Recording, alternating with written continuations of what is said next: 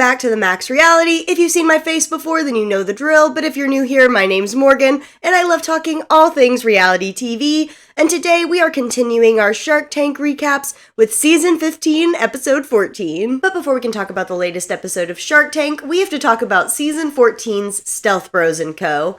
If you've seen my more recent videos, then you know the drill, but if you're new here, the company was founded by Brax, who is a trans man who was looking for a better way to store his testosterone and medical supplies, so he came up with Stealth Bros & Co. We've talked a little about their different bags, we talked about the Sharp Shuttles, and today I'm going to show you what I use my bag for as somebody who doesn't take shots. So this one is mine. I have the pink one. She is fun, she is ready, she is flirty, we love her. And I use mine as what I like to think of as my mini go bag. Pretty much, I'm the kind of person who has a lot of little things they need in order to be able to leave the house. And so I've put all of them in here, so I always have them ready to go when I want to go. So in the top little pocket, I have things like Tylenol, chapstick, alcohol wipes. I got hand sanitizer, glasses cleaner. I have pens because I always want a pen.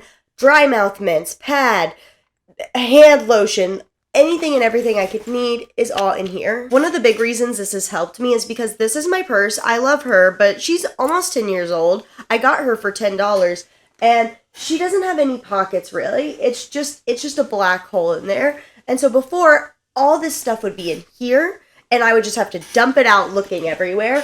But not anymore. The other great thing I love about it is I can move it between all my bags. At one point, I was just buying multiples of everything, but something would run out of a bag and I'd never replace it. If it's all in one area and I see it all the time, that helps my brain be able to be like, okay, I need to replace this versus, oh, I think my pink bag maybe is missing something. Having one place for everything, just moving it around makes it so much easier for me. Another thing I plan on using it for is for stadiums. I don't know about y'all, but for example, the minor league baseball team by my house has one of those clear bag rules, but the bag doesn't have to be clear if it's under a certain size, and this meets those requirements. And it'll be so easy just to have all my stuff. There's so much room in it. And then we have the fun little handle. Usually I take the handle off when I'm putting it in my purse, but it'll be great to just have all my stuff. So head on over to stealthbrosandco.com, use my code SBCMAX20 for 20% off your purchase. Thanks again to Stealth Bros & Co. for letting me be one of your ambassadors, and let's get into the newest episode of Shark Tank. Our sharks for the episode are Barbara, Kevin, Lori, Mark, and Robert. Our first pitch of the night is How to Be a Redhead. Adrian and Stephanie walked into the tank looking for $350,000 for 10% of their beauty products geared toward redheads. I have to show y'all this moment from Barbara when they're first walking through the tank. It's so good. Redhead. I've been playing that clip in my mind over and over again, so it's just so funny for her just to go, redhead. Like, yes, Barbara. Yes. Observation skills. Nothing getting past you today, is it? This is a complete side note before we can even get started with any of this. I've always wanted to go to Barbara's little, entrepreneur retreat thing, but I think with the amount that I make jokes about her on here, and for the fact that when she asked me who my favorite shark is in my TikTok comments a couple years ago, I didn't immediately answer her. I think that ship is sailed and sunk. Anyway, back to what we're here for. Here it is. It's a pretty self-explanatory product. They make different cosmetic items for people with red hair, like mascara, shampoo, eyebrow gel, anything you could need. So the item we use for the cost breakdown is their eyebrow gel. It costs them $4 to make, and they sell it for $26 on their website.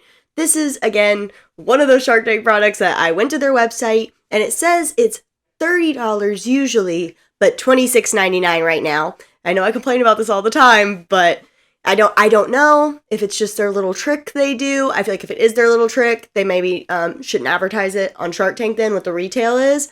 But it's whatever. It's whatever. It's just apparently how everybody's doing things nowadays, so we move on. Their lifetime sales are $4.4 million, but the caveat to that is they've been in business for 12 years. They say about $2 million of their lifetime sales was just done in the past 2 years, so that growth is just now starting to happen. Last year, they made $833,000. This year, they had done $250,000 and were projected to do $1.1 million. And the year after that, they were projecting $2.4 million. And yes, we do have a profitable company. This year so far on their $250,000, they're profiting $80,000. And they had consistently just been putting their money back into the business and have no debt. So, win in my book. Of course, since the whole product is themed about being a redhead, the women want to give the sharks the full experience during the pitch. The curls are oh my god, Robert, yours is awesome. Yes, I Very love it. good. They all wore those wigs the entire time, and that is something I love about Shark Tank. The sharks will commit to a bit, and that is something that is just near and dear to my heart. Then we find out that Mark's two brothers are redheads, and then Kevin has to enlighten us with the fact that in the Middle Ages, redheads were considered witches. So just a lot of fun before we actually start everything. Then Lori has to ask one of her questions that made my head hurt, and I was just giving her some grace again after the whole reading situation, but this one, And this is for brows. Are you feeling that the color should have a red pigment to it? It's just like, I don't even understand 100% what she was trying to ask. I feel like the whole point and what she kind of ends up asking is there nothing like this already out there in that shade? But that is not what she asked, and I just don't understand. They answer by saying most companies just skip the shade completely, or when they do make it, it's just not the right shade and doesn't look right. Kevin asks the next obvious follow-up question, how many people in the world are redheads? And the answer to that is 2%. Has red hair. Of course, the statistic is just about people who are born redheads and doesn't take into account all the people who end up dyeing their hair red. With the company being 12 years old, the sharks obviously want to know what they were doing in this whole time. They said they started out by doing tours, these Rocket Like a Redhead events that were for encouragement and beauty. They also have a book, and then they were selling these How to Be a Redhead boxes with products that were redhead approved. And now they slowly built into doing their full own products on their online website, and that's what they want help with growing. Kevin then pulls a classic Kevin by asking what should just be a normal question, but putting his own little spin on it.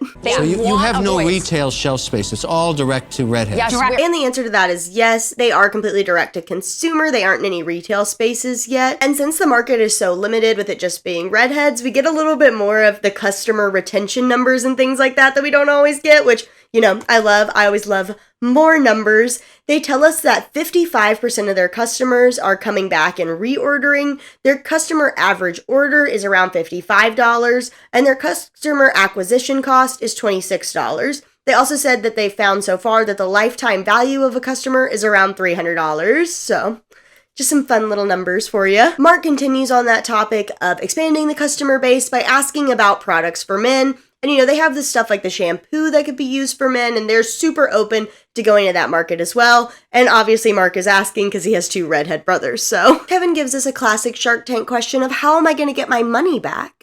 With our sales. That initial answer was so funny to me. I just couldn't. But then they go on to talking about how they want to grow this brand to get it to the point where they could eventually partner with a global brand. Lori says she loves the name and the branding in general, but thinks that they need to work on their actual packaging, especially if they're going to go into the retail space. She just doesn't feel like the packaging immediately says what it is, especially from farther away. And ultimately, it's just not the right investment for her, and she's out. Robert is the next to jump in, saying the pitch was really fun, but it's just not his kind of business, so he's also out. Barbara thinks they're wonderful entrepreneurs and feels like they don't even need a shark. She thinks that they have the whole package, and she doesn't know how she could offer any of assistance to them, so she's out. We then find out one thing on Mr. Wonderful's growing list of interests is fashion. I'm a fashionista. I understand the problems of redheads. Actually, when you started, I had hair. You've been doing this a long time. And he makes them an offer. He is still worried about getting his money back, so he gives them one of his famous royalty deals. He offers them $350,000 for 10% with a royalty of $2.50 an order until he's paid back $350,000. Then it drops to $1 in perpetuity. He loves these long deals that I have to say. Mark then jumps in to say that it's not as much a product company as it is a community company, and that's why he was asking about men earlier. He wants to know how they're working to expand their community. They talk about how they have content that they post every day. they started a podcast, and that's why they worked so hard the first couple years doing those different events to try and build their community. But Mark points out that their community still isn't big enough because their sales should be following their community, not the other way around. Hey, Scarlett O'Hara over there, are you going to make an offer? And indeed, he is going to make them an offer. He offers them $350,000 for 15%, and they end up making the deal with Mark. Boom, let's go! First final thought is, when they were doing their little obligatory hugging after they make a deal, Mark talks about how last year he invested in Youthforia and how he can connect all the women together to help build on brand ideas and all that. And I had completely forgot he did that. I was thinking this was going to be his first makeup thing and that it was kind of random. And hearing him say that, I was like, oh yeah, I forgot all about that. So that'll be really cool if they can actually meet up and help each other build and grow. So while they were doing this pitch, one of their biggest points that they brought up over and over and over again, I can't even count how many times they said it, is that they're the only ones doing it. They in fact said they started it because they couldn't find anybody doing what they're doing now. But y'all know I love going on the Reddit for Shark Tank and everything. And somebody pointed out there are 2 whole other companies doing exactly this. One of them is called Just for Redheads, and it started in 1993. So it looks like it probably is just online. It was probably smaller, but I just think it's funny that there was something else out there. The other one is Redhead Revolution, and they did come after our Shark Tank girls, but still, there is other things out there. I just felt like I should point that out because they were acting like there was no one, and it was very easy to find, obviously. I obviously can't talk about quality difference. This isn't a product I'm gonna end up trying. It obviously isn't made for me, but I will say that How to Be a Redhead was more expensive, at least with the mascara, than the other 2 brands. I didn't go and compare every product. I didn't have time for that, but the other 2 seemed more aligned in their mascara price at around $19, and How to Be a Redhead's was closer to $30, so just to throw that out there. Overall, though, it seems like a great business for them. They're profitable. They're not in debt. You know, I love those kind of businesses when they come in Shark Tank. So I wish them all the best in their redheaded endeavors. Our second pitch of the night is the Peep Show. Steven walked into the tank looking for $250,000 for 20% of his birdhouse you can see inside of. Here it is. It has a little security camera in it so you can watch the life cycle of a bird from your phone. It also has other features like a front door that you can take off, and on the inside it has little grooves that help the birds climb out for their first flight. It also has a little mat that helps with air circulation, and of course a security camera. He said the birdhouse cost him around $47 to make total, but the camera doesn't come with the birdhouse, so I don't know exactly how much that lines up. The birdhouse by itself without the camera is $199, and then if you want the camera included, it's $299. The camera has a multi-year battery life. It's a security camera that people use for their houses and things like that, so it should last you a long time. This is a very new business. He's only been in business about 3.5 months, and so far he has $28,000 in sales. He didn't really talk about if he was profitable or not. Again, he just started, so we don't really have that information. Usually with this show, I don't really talk about like how they came up with the idea, because 99% of the time it's like, oh, I had a need and so I made it and now here we are. And it gets repetitive and it gets a little boring. And this story does technically fall into that category, but it's funny enough that I felt like I had to tell y'all. Pretty much it comes from his dad. They live in Anchorage, Alaska, and when the birds come every year, it's very, very exciting. And his dad thought to himself about 3 years ago that he wanted to see inside those birdhouses. So he took a sewage inspection camera, put it in the birdhouse, ran 150 feet of cable back to his house, drilled a hole in the windowsill just so he could watch the birds on the camera. And the rest is history. I just thought that was so funny. Imagine coming home to that. I don't know. How do you respond? That's so good. So this episode is just full of Kevin interests. And now we are adding ornithology. I'm the only shark here that's seen the vermilion flycatcher or the red-legged honey creeper. They don't even know what I'm talking about. They don't even exist. Then Kevin looks this man in the eye and says, some people in our community would consider this a violation of privacy.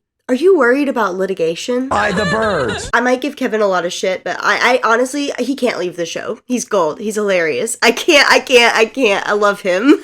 Then Kevin, in true Kevin fashion, decides to tell us a little tale. But since I'm not Kevin, I'm going to try to make the story as short as possible. Pretty much between like 2011 and 2018, there was this litigation going on in court because a monkey took a photographer's camera and took photos of himself, and people were trying to sue over copyright issues. Now, something I think is very important to mention is that it was PETA, of all people, suing for copyright issues, and in 2018, the Court of Appeals in the 9th District Circuit found in favor of the photographer who was being sued for publishing the photos and decided that a monkey didn't have copyright rights. So if you want to look more into it, I included just the main Wikipedia article about it in my resource document. But yeah, that's a story he decides to tell us about why he asked if the man was worried about litigation or not. And because of the true deep privacy concerns, Kevin is out. And the guy's response to this was so funny. I couldn't deal with it. No, that is perfectly perfect. You are still Mr. Wonderful to me. Lori thinks the product is great and wants to gift it to a bunch of people, but just doesn't think that the company is investable yet, so she's out. Robert says that he's just not a bird guy, and for those reasons, he goes out. Mark echoes him, saying he's just not one with the birds, and he also goes out. Then Barbara echoes Lori, saying she loves the product, she wants to buy multiple, but thinks he came in too early for an investment, and she is our last shark to go out, so unfortunately, he leaves the tank without a deal. And of course, Kevin has to send him out in true Kevin fashion. Stephen, we will see you in court. I'll see you in court. So while I was watching the episode the first time, when I was just watching for fun, I was trying to guess all the products ahead of time. I don't know why. I just like being a little silly. And when I first just kind of saw what it was really quick, I really thought it was the smart bird feeder thing that's been really popular on Kickstarter called Bird Buddy. I 100% thought that was what this was going to be. It is very similar, and I've been really into the Bird Buddy. So I can't say that this is like not a good idea. It's popular right now. I do wish it had more features, like I think some of the other things that are out there have, like identifying birds, giving you more information. It really seems like just a camera to watch the birds, which is fine. That's great. I just, I feel like at that price point, you want some info, you want some data. That might just be me because I'm a dork like that. I like information. So I'd love to hear other people's thoughts on that. But overall, I just agree with the Sharks too, that he just came in way too early for something. Maybe if he'd come in at a year, it's just, there's not a lot there yet. But I do like it, and I'm glad we're getting more products that are early and just nice, simple things like this. So I will give the producers and people of Shark Tank that. Our third pitch of the night is Flora. A Besh walked into the tank looking for $300,000 for 10% of his smart plant monitoring system. Here it is, and how it works is you put it into your plant and it helps read different things that tell you about your plant's health. He also has an app that can be used without the device that does things like identification, growing guides, things like that. But if you have both, you can use it to help monitor your plant's health. It'll show you humidity, things like that. And you don't need a pod per plant you have. It's kind of like AirPods. You can just put them into the different plants and read them accordingly. It cost him $28 to make, and in the tank, he said it retailed for $49, but now it retails for $63.99. They also have the app, which you can use for free with ads, or there's a subscription for $10 a month or $60 a year. They've been in business since 2022, in which they did $192,000 of sales, and $144,000 of those dollars came from app subscriptions.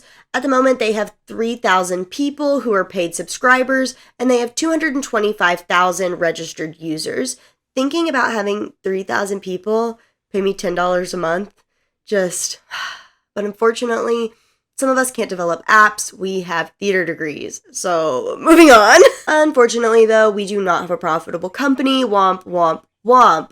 They lost around $500,000 last year, and year to date, they had spent about $180,000. They have also raised a bit of money. They raised $670,000 in a $5 million post-money safe from angel investors, friends, family, those sort of people. And then they did an $8 million save earlier that year. Sometime last year for some other business, I went through and kind of tried to explain how a pre and post money safe works. Maybe I only talked about one of them.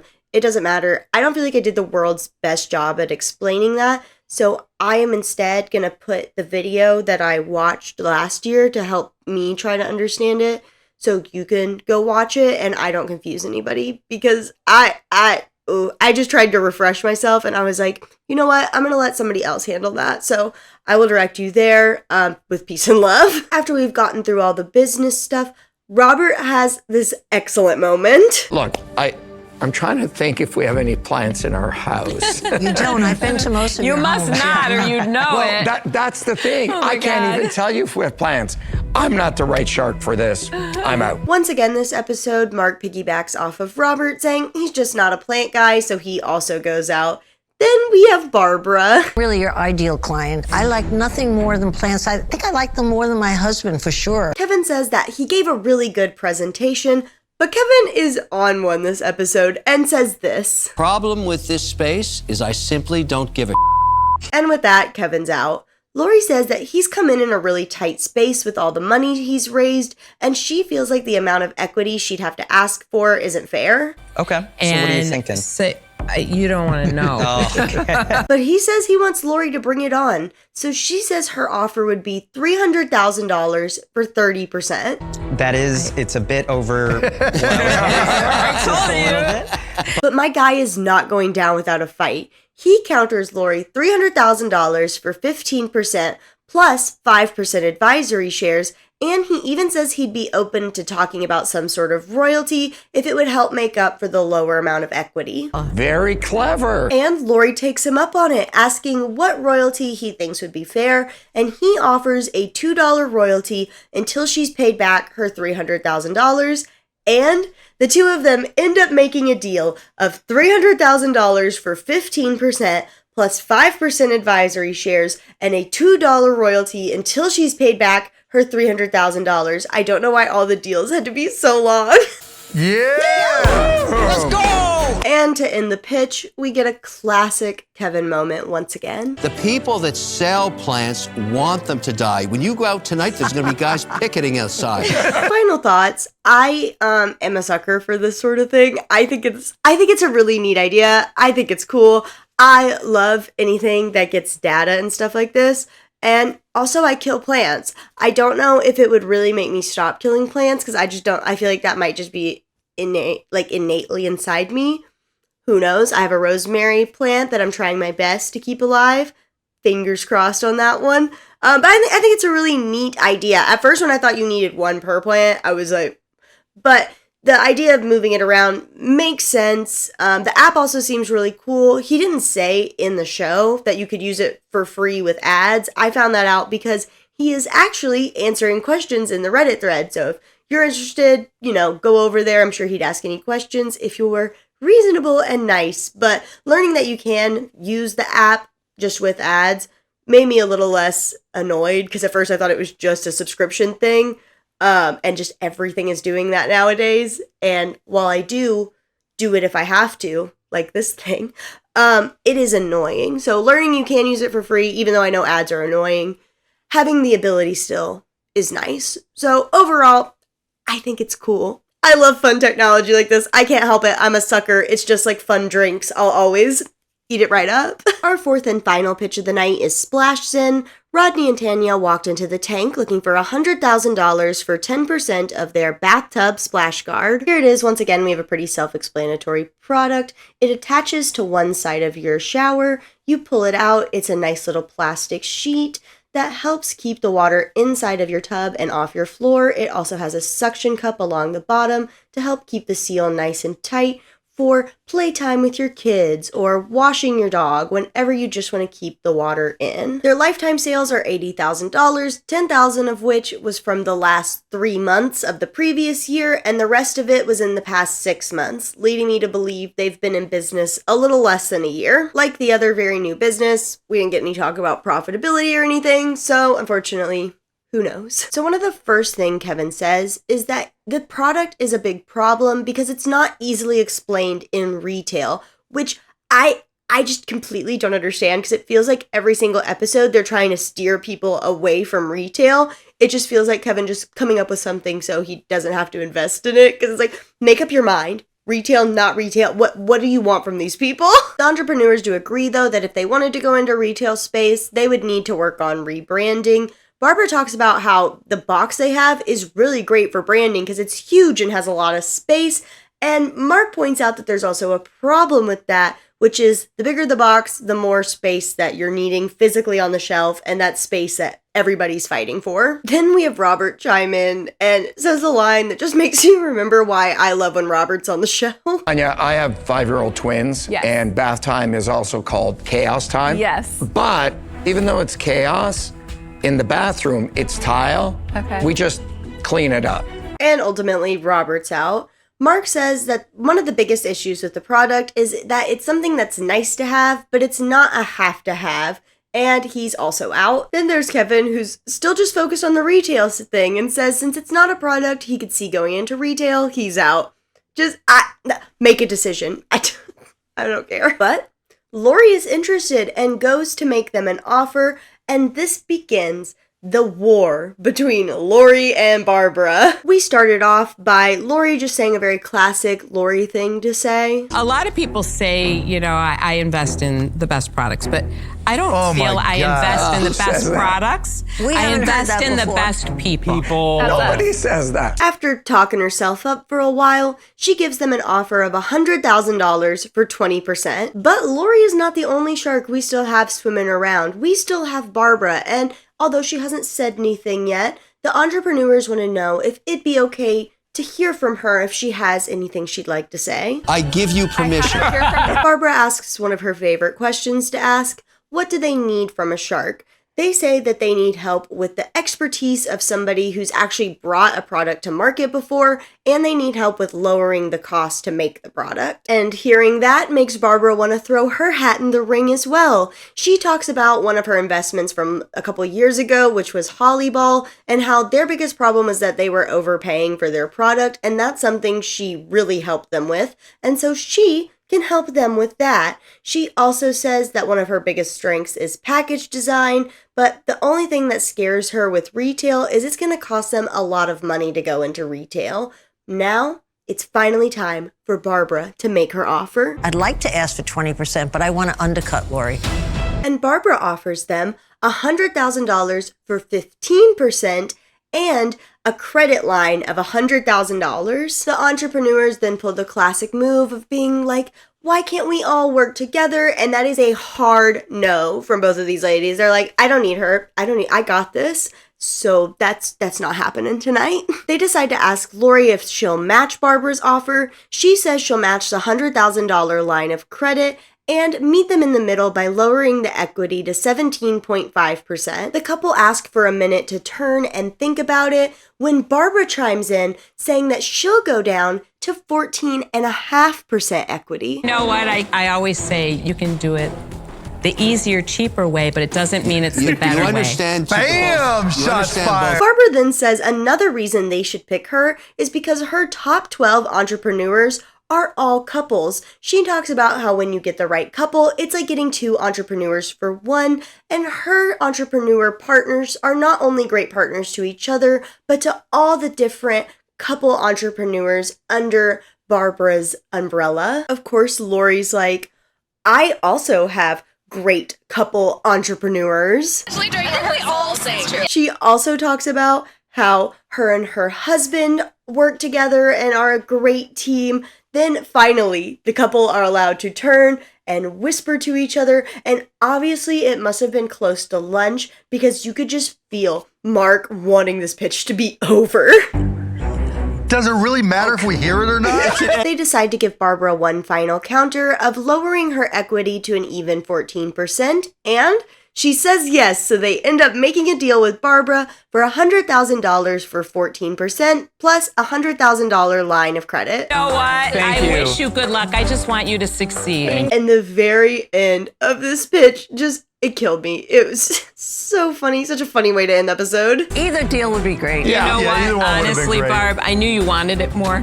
Oh, come on. You mean you that's why gave you it went to to me? 14. You gave it to me out of charity? Braggadocio madness. I mean, that's what we do Lori, up I don't here. think Don't it was be a that. sore I think it was an loser. even I'm competition. not. Braggadocio. So, final thoughts on this one. There's a couple different things I have to go over. So, if any of you are chronically online like I am, you may have seen this product on TikTok, and you may have seen all the different controversy with Lauren the Mortician that kind of started with this. I am not going to go over this whole story because that's not really what I do. There are a bunch of people on YouTube who have gone over all of this. But when I saw this product come on, because of my chronically online brain, that's what I thought. I thought, how funny that this product is on Shark Tank, and I know about it because of this random TikTok rabbit hole controversy. So thinking to myself, haha, how funny is that? Like, silly goofy time. I posted a TikTok.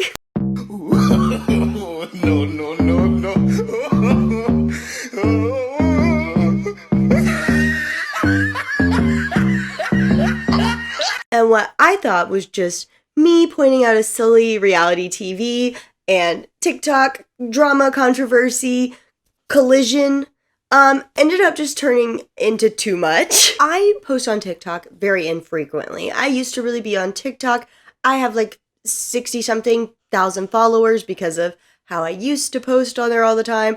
I took a little bit of a break. I started doing this.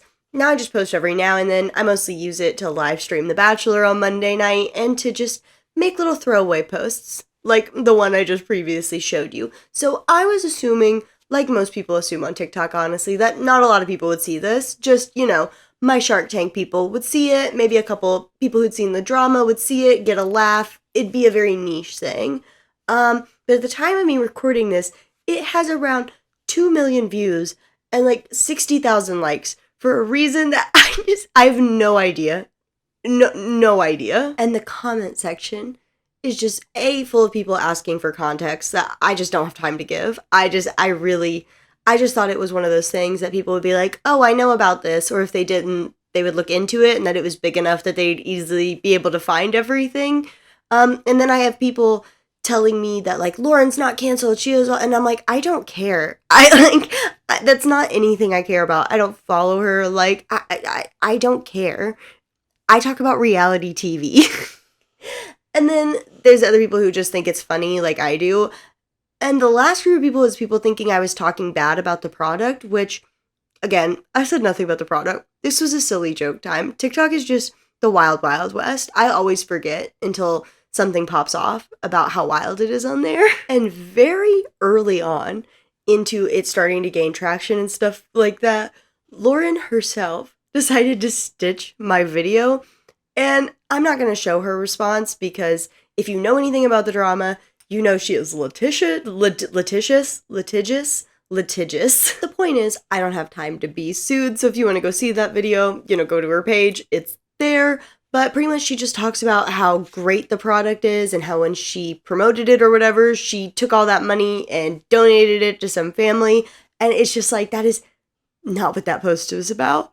I didn't even tag her in it. I didn't hashtag her in it. It was just supposed to be a funny reality TV moment.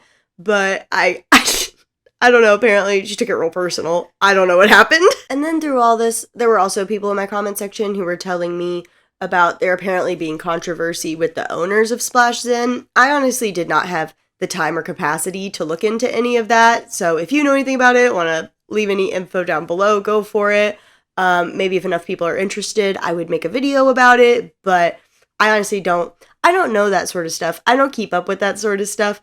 That's why when I had no idea this would be this much. It's just something that I knew about was going on the internet. I had no idea this many people had this many feelings about it. So now that you've gone down my fun little side quest that I took with me, my feelings on the product itself are, I know there are some people who might have safety issues with it. I'm not somebody who knows anything about that sort of thing.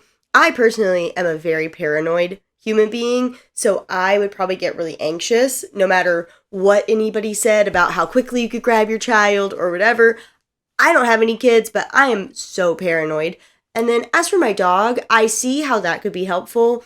I don't have a bathtub where this would work. My bathtub walls are pretty tall, so I would be like bending hardcore over, but I could see the application if you have a big enough dog and a small bathtub. I'm seeing it there. But otherwise, it just seems like a normal, simple product. I really don't have a lot of opinions about it. This section would have been probably my smallest feelings about a product, final thoughts section, if this random TikTok drama hadn't happened. And that, my friends, is a wrap on Shark Tank Season 15, Episode 14. Let me know below if you've tried any of the products, if you want to try any of the products, if you saw the drama I was referring to with Lauren the Mortician, if you saw my TikToks. Let me know any and all of that down below. And until then, I'll see y'all in the next one.